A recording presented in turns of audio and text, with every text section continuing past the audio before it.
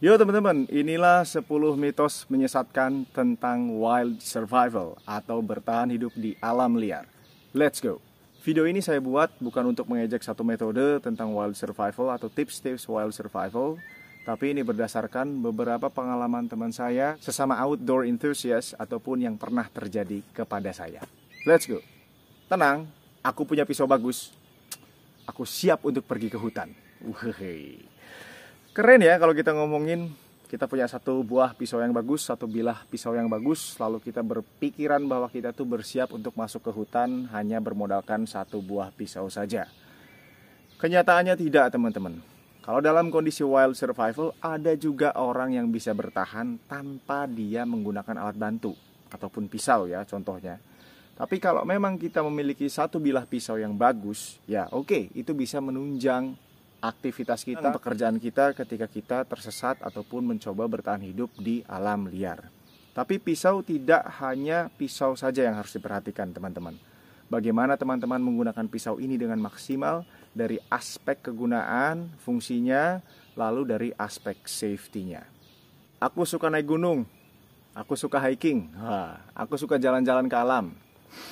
Oke, teman-teman, jalan-jalan ke alam, naik gunung adalah aktivitas yang bagus. Ketika kita melakukan aktivitas di luar ruangan, itu kita berlatih positif mental. Oh tenang aja, aku punya banyak pengalaman naik gunung, aku punya banyak pengalaman jalan-jalan ke hutan. Tapi itu tidak berbanding lurus dengan kemampuannya untuk bertahan hidup di alam liar. Karena senarionya tentunya akan sangat berbeda sekali. Jadi bukan berarti orang yang suka jalan-jalan ke hutan, naik gunung tanpa ada latihan, hanya jalan-jalan saja, mereka dicap punya kemampuan wild survival yang baik. Kenyataannya tidak. Tenang, aku bawa korek, aku bawa ferrocerium rod. Aku pasti bakalan bisa bikin api kok. Bagaimana kondisinya kalau seperti ini?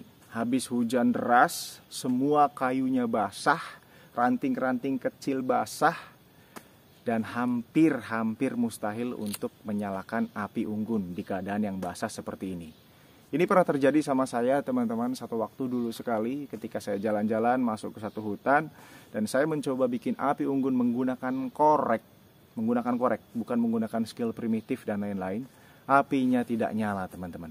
Jadi kita harus mempelajari beberapa teknik penting lainnya ketika membuat api unggun, terutama dalam keadaan yang basah.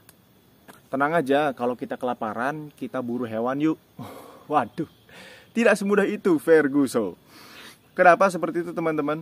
Berburu memerlukan skill ataupun kemampuan khusus yang tidak dimiliki oleh setiap orang. Bagaimana caranya kita pintar-pintar membaca jejak hewan? Lalu yang kedua, bagaimana cara kita membuat jebakan ataupun alat buru yang tepat dengan jenis hewannya ataupun menggunakan jenis umpan yang tepat. Belum lagi kalori yang kita keluarkan ketika kita berburu hewan tidaklah sedikit, teman-teman. Yang paling harus diwaspadai di hutan adalah hewan-hewan buas ataupun hewan-hewan liar. Kenyataannya tidak seperti itu, teman-teman. Ada yang lebih bahaya dari hal tersebut, yakni cuaca ekstrim, suhu dingin yang tiba-tiba, atau suhu panas yang ekstrim. Atau tiba-tiba kita terkena dehidrasi. Ancaman hewan liar di hutan itu memang selalu ada. Tapi kebanyakan kita mengabaikan aspek yang lain, yakni cuaca ataupun hal-hal yang ekstrim lainnya yang bisa terjadi di hutan. Sering nonton survival show, sering nonton outdoor tips, hack, bakal bikin kita pinter atau bisa bertahan hidup di alam liar. Teman-teman, tontonan seperti itu tontonan yang bagus untuk ditonton, ilmunya banyak, mohon diserap.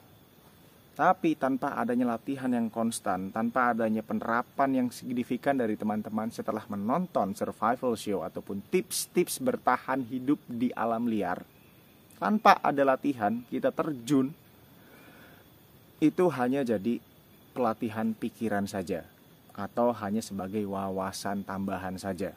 Tapi ketika kita melihat, menonton, dan kita melakukan, itu lain hal, teman-teman.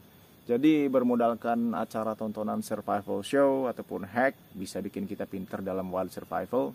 That's bullshit. Tenang aja, aku punya peralatan yang lengkap kok buat survive di hutan.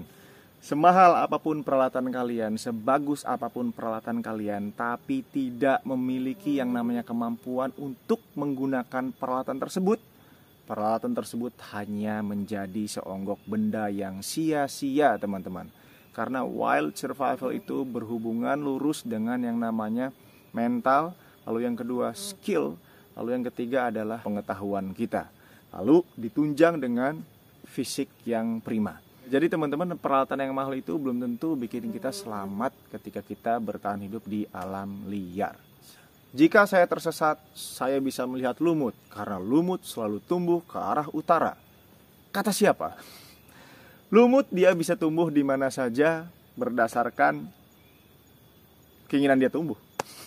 Kata siapa teman-teman ya? Lumut itu tumbuh di tempat-tempat yang lembab. Ya mungkin bisa dijadikan patokan arah, cuman tidak konsisten teman-teman ya. Apabila hutannya lembab seperti ini teman-teman, lumut itu bisa tumbuh di sekeliling pohon. Jadi tidak bisa dijadikan patokan arah yang konsisten teman-teman. Kalau ada sungai ataupun danau ataupun kubangan air, di situ pasti ada ikan. Nah, tidak seperti itu teman-teman. Walaupun di situ ada ikan, teman-teman masih punya PR lanjutan, yakni bagaimana caranya saya menangkap ikan menggunakan alat yang tepat. Bagaimana caranya saya bisa menangkap ikan tersebut. Walaupun sudah ada alat pancing, bagaimana caranya kita mencari umpan yang tepat untuk memancing ikan tersebut. Kalau ada ikannya, kalau enggak. Nah itulah dia teman-teman, 10 hal menyesatkan tentang wilderness survival atau bertahan hidup di alam liar. Semoga video saya bermanfaat. Apabila ada yang ingin menambahkan, silahkan tambahkan di kolom komentar. I'll be back as soon as I can. Hurrah!